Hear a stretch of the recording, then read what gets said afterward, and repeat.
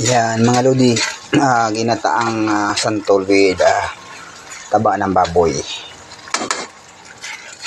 Ayan po ang aming ulam ngayon mga idol.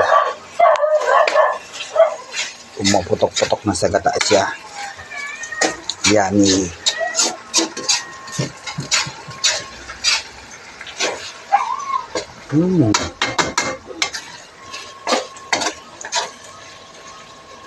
With taba ng baboy. Sarap mga lods.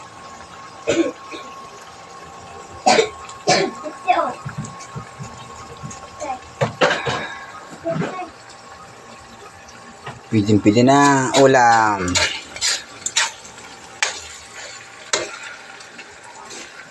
Yan po siya with taba ng baboy. Yummy. Bukali na santol po yan mga idol.